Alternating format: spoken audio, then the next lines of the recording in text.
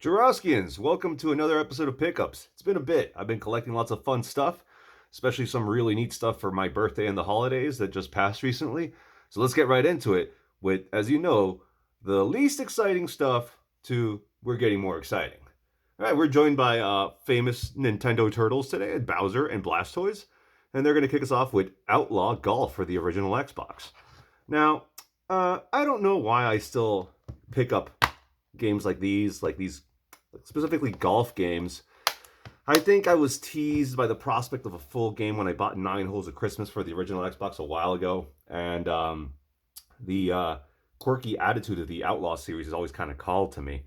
But unfortunately, this game kind of sucks, in my opinion. I'm not really a golf guy, so I'm probably the wrong crowd, but it was really cheap. And it just, I wanted to give golf a try, golf games, like these mid 2000s edgy golf games a try. I'm a little disappointed. But yeah, there it is. Outlaw Golf for the Xbox. It's the only Xbox pickup this video. A little bit slow on the Xbox. I haven't been finding much quality stuff. All right, moving on. We got another not so exciting purchase in XCOM 2 for the PS4. Now, this game is one of the ones that was on my list of I traded it in a while ago and I needed to buy it back because I need to have it again. I remember the buzz was huge for this game when it first released. Everyone loved the tactical combat, and I was fooled by the word tactical. It was kind of very, very difficult. I remember going through battles and my whole squad almost dying, except for one person would be like injured and couldn't participate the next battle because they had to heal. So they missed out on experience. I like the concept and the permadeath stuff, but the game I think is a little too difficult, for at least for me. Let me know in the comments what you guys think. For an extra couple of bucks, I could have picked up the edition that had all the DLC on the disc. But I probably won't even install this anyway, so I figured I'd save a couple of bucks and just buy the original and cross this off the list of games I needed to buy back. All right, let's see what we got now. So I bought a couple of PS1 games, and one of the ones that, well, the first one I'm actually going to show is a bit of a cheat because Hard Trilogy was actually purchased with Gnarly Seabass when he came to visit, and I forgot to add it into our joint pickups. And look, my copy, for some reason, someone was very angry at this manual and ripped out all the pages from the inside, took the staples out, so I only have the little leaflet looking thing, which is fine because it works as a cover. Hard Trilogy, and Gnarly Seabass can attest, is a phenomenal trifecta of games. One being a super violent and gory overhead shooter, like a twin stick almost type shooter style. That's really, really neat. You play as John McClane and you blast terrorists, and you know, it's very, very gory and very graphic. And the other two game modes, one is the one where you drive around and try to defuse like a bomb or a nuke, and it's insane. It's insanity. You drive a taxi maybe or a police car and you crash into everything, and it's arcade madness. And the last one is a light gun mode, which I'm not sure if it works with the light gun or not. We didn't try it, but my brother and I had a blast playing this game. If you find it out in the wild, I highly recommend you pick it up. You're bound to find at least, two of those three style of games are going to be phenomenal for you. I personally really like the overhead shooter, and the driving one was hilarious to watch. So yeah, fun game. Next up, our last PS1 game is Johnny Bazooka Tone, which includes music, the title track by Richie Sambora and Tico Torres from Bon Jovi. Ooh. This is an extremely early PS1 game, as you can tell by the advertisements from Tomb Raider 2 and so on. Made by Eidos, who also dabbled with Tomb Raider. This was a very early PS1 game that I remember seeing in magazines when the PS1 was about to come out, and I remember it looked really neat. I think this came out for the Saturn also, around that time where the Saturn was still kind of actively competing with the PS1. Now it's a very primitive game with some kind of pseudo claymation type animation for the lead here, Johnny Bazooka Tone. And he walks around with his guitar that turns into a machine gun, and he balances some light platforming. It reminds me a bit of Skull Monkeys in its design and feel, but nowhere near as much fun as that game. Now, just for the nostalgia, because I remembered this game and it had been laying there for a while, I decided to pick it up. I'm not, I don't regret it. What's interesting is that the intro has an extremely long video, You could tell that they were hyped for like, check out, you know, CD quality audio and video from the PS1. Let's make this intro video over 5 minutes long. I thought the game was stuck on loop or broken, but it was the intro. Anyways, neat little game. I don't really recommend picking it up if you're not a fan of these type of games, but I'm glad to have it. All right, let's see. Let's continue. We got some really neat NES cards, and I'm going to start off with the least exciting one, which is Captain Planet and the Planeteers. Anyone remember the cartoon? Ice, wind, fire, heart, you know, all that. We're the Planeteers. You can be one too. Looting and polluting, something, something. Anyways, based on the really popular, I believe, early 90s cartoon that I used to watch every now and then, Captain Planet and the Planeteers is a really odd duck in the NES library. It starts you off in a shooter, in a shoot 'em up, in a horizontally scrolling shooter that's really terrible. Your ship is rather large, has a big hitbox, moves very sluggishly, and shoots very slow. If you can somehow survive that, I've looked up some YouTube videos later, you control the titular Captain Planet and fly around these like maze-like environments, and it doesn't look like it gets that much more fun. I was hoping to get to that level at least once, but I didn't. I failed over and over and over. And the power is yours. The power is yours to suck really bad at this game and maybe not pick it up again. But the nostalgia, you know, you get me with these early Saturday morning cartoons. And I had never seen this guy out in the wild, so I saw it and snagged it up without a second thought. This next one is awesome. Burai Fighter by Taxon. Burai Fighter, which this particular copy having the distinct honor of being one of the hardest cards I ever had to make work because it was filthy and would not read no matter what I did. I think I spent like half an hour cleaning it, and it finally worked. Is one of the most amazing shoot 'em ups I've ever played on the NES. It might be one of my favorite one. It's this adrenaline pumping, super high stakes game where you play as this little guy with a jetpack that if you double tap a direction, he'll face that direction and start shooting in that direction until you double tap a different direction. He weaves in and out of these maze-like areas that have crushing walls because the game auto scrolls.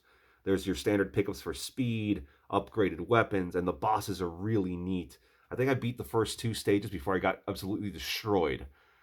This is an amazing game, and the soundtrack was really, really nice too. I'll probably do a review of this one. No one talks about Burai Fighter. I mean, I've seen it out and about. The cover alone kind of reminded me of like Dragon Ball Z, gave me those type of vibes. I really liked the cover, and I picked it up knowing that it was a shooter, and man, I was not disappointed. This is an excellent game. If you're a fan of shooters, I don't know what you're waiting for. You should definitely pick this one up. Burai Fighter is a gem, a hidden gem, and I cannot stop thinking about getting back into this one. All right, next up is A Boy and His Blob. This is interesting.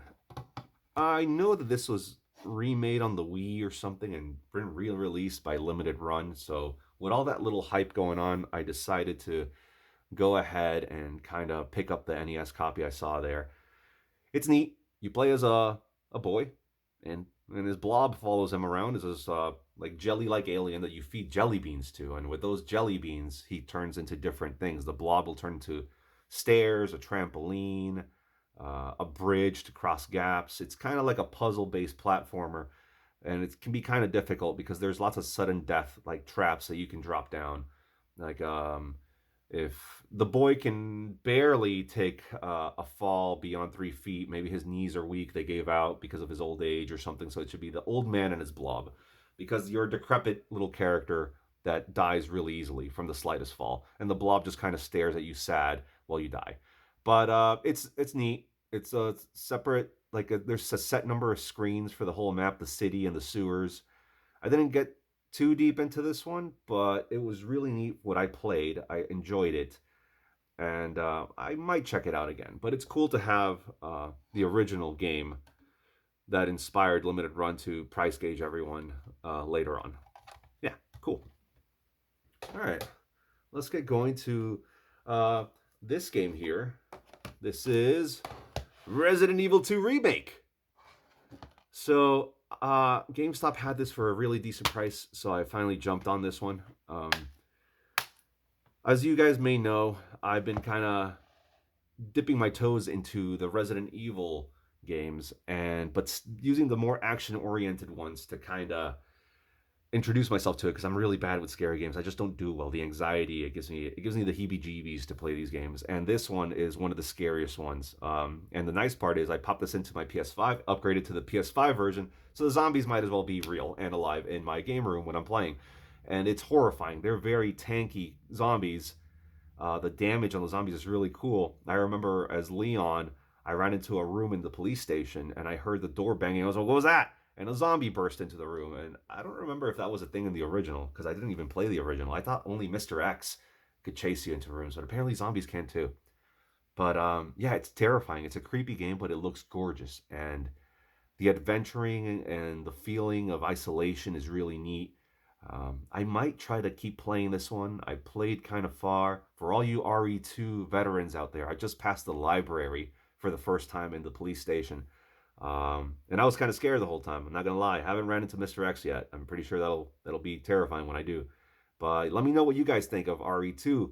I hope I have the nerve and the courage to keep playing this title, because I really enjoyed the bit I did play. Well, let's keep going here with some really modern PS5 stuff. Let's start off with Steel Rising. Steel Rising is a Souls-like, where you play this android chick, this bionic chick. I forgot the name of the robot. Aegis. Aegis is the king's dancer and elite warrior. During the French Revolution, you play as this android that has to rescue someone or something, and it's really, really cool. The world is super interesting. France is all burnt down to pieces, and there are rogue androids and robots, and like it's like a steampunk type setting. And these robots are really vicious and will tear you apart. The only downer about this game um, is that I feel extremely underpowered. I feel like I'm running around and beating like my fists into walls with these robots. It's really super hard to take them down. If more than two guys gang up on you at once, you might as well just run away. The combat is super tough and unforgiving. People say it's an easier Souls like. Maybe they found a trick here, because I really don't know how this is easier. I just keep getting pummeled, and I struggle. I fight tooth and nail for every inch I gain in this game, which is kind of sucky, because the game's story is actually pretty alluring and the graphics are beautiful. The audio is great. It's a looker of a game. I just wish it had a little bit more of an easier curve. Get good, scrub, right? Whatever. But neat game. Really cheap right now. Cheap pickup and fun if you like Souls like and you want something to kind of quench the thirst after you beat in probably Elden Ring for the millionth time. I have another PS5 game that we're going to skip for now. We're going to jump on over to some more PS2 stuff, and I picked up some really quality stuff. We have Gradius 3 and 4 here. Now, this game has both titles ported onto the PS2. It is a blue bottom disc, but it's really cool. Gradius 3 plays like whatever Gradius 3 was on whatever original system was. It looks like a 16-bit game, but it's really neat. It's a tight shooter. Gradius 4 is a little bit more 3D oriented, and it looks really, really great in my opinion. Not disappointed in it at all. But it's a very unforgiving shooter, and it pummeled me relentlessly with enemies and obstacles, and it was just a very difficult time. I'm hoping to dive back into it, but I'm really glad I have it. Next, I really want to get Gradius 5. Gradius is one of my favorite shoot 'em up series, more than Raiden and some of the one-offs like Darius Twins. Or I mean, I know there's more than one Darius Twin, but the one that I have. So it's a really fun game. If you like shoot 'em ups, I highly recommend Gradius 3 and 4. Really neat stuff. PS2 was really quality for me. I also finally got a copy of Tekken 5. A really nice copy that right now, yep, it's in the PS2 because I've been playing the crap out of Tekken 5. Guys, comment down below. Give me some feedback. What's the greatest Tekken game on the PS2? I'm going to say it's a toss-up between 5 and what's it called? The tag team one. Whatever it was called. I forgot. I draw a blank right now. But anyways, I think this one's actually better. I'm really enjoying playing the story. The stories are goofy as always and super enjoyable. The graphics are great, and the control is so tight for the fighting game. Some things are a little cheesy and haven't aged well, but it's a phenomenal game. And after hunting down copies over and over and always missing out on them, I found one at a fantastic price in a fantastic condition, and in the slightly more appealing looking standard release, not the greatest hits. So I couldn't say no. I'm a huge Tekken fan. I own pretty much all of them except the newest ones, and I believe from diving into this that this has Tekken 1, 2, and 3 baked on the disc. Correct me if I'm wrong, but I was playing Tekken 2 briefly here while I was goofing off in the menus. But really, really neat, fun game. I'm super pumped to finally own this. Not a rare one, but it's great. This next one is kind of rare. This is Darkwatch. I believe Darkwatch released on the Xbox too. I'm not sure about the GameCube. I'm going to tell you guys right now that Darkwatch is amazing. Think of you're a cowboy vampire. That's basically it. And you hunt revenants and other vampires with a really cheesy story. It looks a little rough, and the gunplay, I mean, the controls are a little floaty, but it's really neat. You have these vampire powers where you can enhance the power of your firearms or rain down holy lightning. There is a good and bad karma type system in where you can choose to kill or absolve your victims that you find littered throughout the levels. There's demonic powers and good powers. I went the good route because that's just what I do. The gunplay is pretty tight, actually, even though the jumping and all that, because there's a little bit of platforming in the game, which kind of sucks, but it's okay. You get over it. It's not game breaking. All the gunplay is pretty smooth, and the guns all have this like really badass melee function. There's a shotgun where the butt of the shotgun, the stock, is an axe. I mean, come on, and it's a super satisfying shotgun to use. Really fantastic game. I beat this game actually. I also purchased. It's not going to be making an appearance in this video because I forgot to bring it over, but I purchased the Logitech PS2 wireless controller and I played it on that, and I had a blast. This is a phenomenal game. I highly recommend it. It's getting a little rare, a little bit pricier. Nothing is going to break your wallet just yet, but if you see it out there and if you're even slightly intrigued, I highly recommend you pick this up. It's a very nice first-person shooter with phenomenal ambiance and mood setting. The whole feel of the game is just so good. The world is super immersive. Fantastic game, Darkwatch. All right, this was actually, jumping into real quick, this was a Christmas present from my family, from my wife. War of the Monsters for the PS2. I heard you like kaiju combat, and this has the awesome poster that I'm not going to unfurl right now. I heard you like giant kaiju battling. If you are a fan of kaiju and you don't have this yet, come on, what are you waiting for? This is a phenomenal game where you play as, giant apes, giant robots, monsters made out of electricity. Later, you can unlock a couple, like a flying one, kind of like a spoof of Rodan, and destroy these environments and grab pieces of buildings and slam them onto each other. And there's power-ups later throughout the stages, a really good story mode, and very cheesy with that like drive-in movie type of schlock thrown in. This is great. I've always been eyeballing this, and I've missed out a couple of times to get it. This copy was complete, in great condition, and included the really awesome poster that I will definitely hang up because it's that good. This is fantastic, and I look forward to actually playing it with my kids because they are a fan of, who isn't a fan of a giant robot battling a giant ape in the city? I mean, they're going to love it. So, War of the Monsters, phenomenal. Great game. All right. Let's go into some DS games that I picked up. Yeah. Elite Beat Agents. My local game store recently had a little influx of some decent DS games, complete for a phenomenal price.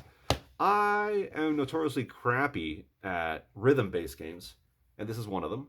And I still suck at this game. I barely made it through one stage, I think. I'm still trying to get a hold of the stylus and how it works in this game. But this is great. It's like a comic book based, well, the art style is very comic book like. And you help out people like historical figures, like the guy who painted the Mona Lisa, And then some fictional characters like a magician and his assistant with several problems they have through the power of interpretive dance, I guess. Really tough, but it looks like a fun time. And I heard really great things about Elite Beat Agents. And I saw it at such a fantastic price that I couldn't say no. I picked it up and I enjoyed it. The art style really hooked me more than anything, more than the gameplay, more than anything else. I'm having a little bit of fun with it. I really hope to break through this wall that I have against rhythm games. I remember I was good at Parappa the Rapper as a kid, so why do I suck at everything else now? So, yeah, fun game. Glad to add it to the collection. They also had a copy of Glory of Heracles, or Heracles. Let's just call him Hercules. Gnarly Seabass recently acquired a copy of this. I've heard lots of recommendations about this game, and I played it briefly to check it out. This is a really, really good traditional RPG with some newer stuff. With the tap screen is used sparingly, not a whole lot. The touch controls, which is nice for me because I think it's kind of gimmicky. I get these really good vibes about an old school adventure about to kick off with this game. It's starting. The amnesiac protagonist wakes up in the forest and gets helped out by another rando, and they get pixies to fight through a forest with them, and then they move on to a bigger quest. I'm really intrigued by where the story's going to go. I really like the combat, and the graphics are nice. This is a great little game that's kind of trending right now for whatever the reason, and I would pick it up now before the prices really skyrocket. Right now, it's relatively cheap to get. Yeah, this is fun. This is a great game. Oh, next one is a nostalgia pickup. This is Scribble Knots, the original Scribble Knots for the DS. So I could have sworn that my brother had this one when we were growing up, but I think he had the one where you actually draw. Because I remember with Gnarly Seabass and I used to draw all sorts of lewd things for the main character to, climb on. And it was weird, because kids are gross, especially boys are gross growing up. We did gross things. It was funny.